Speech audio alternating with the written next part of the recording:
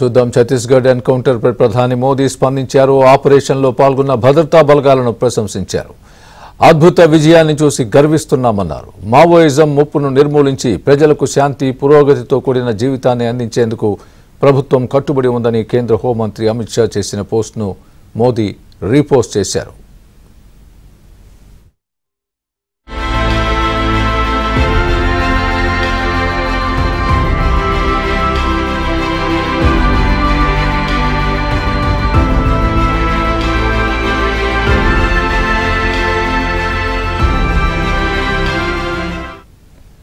ఎదురుకాల్పుల్లో Maoist అగ్రనేత Nambala Keshavarao alias Basavaraju మృతి చెందినట్లు ఎక్స్ వేదికగా అమిత్ షా వెల్లడించారు. నక్సలిజం నిర్మూలనలో ఇదొక మైలురాయని, అంతటి విజయమని అన్నారు. 2026 మార్చి 31 నాటికి నక్సలిజాన్ని నిర్మూలించేందుకు మోదీ సర్కార్ దృఢ సంకల్పంతో ఉందని కూడా చెప్పారు.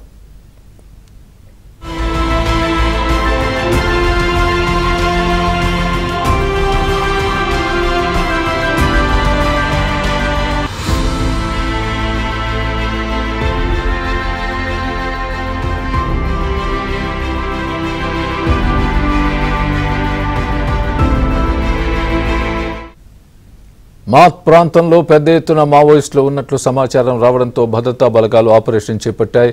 ఈ ఆపరేషన్లో బీజాపూర్, నారాయణపూర్, దంతెవాడ డీఆర్జీ బలగాలు పాల్గొన్నాయి. ఇటీవల ఛత్తీస్గఢ్, తెలంగాణ సరిహద్దుల్లోని కరేగుట్ట ప్రాంతాల్లో 24 రోజుల పాటు జరిగిన ఆపరేషన్లో 31 మంది మావోయిస్టులు మరణించారు. వీరిలో 16 మంది మహిళలు ఉన్నారు.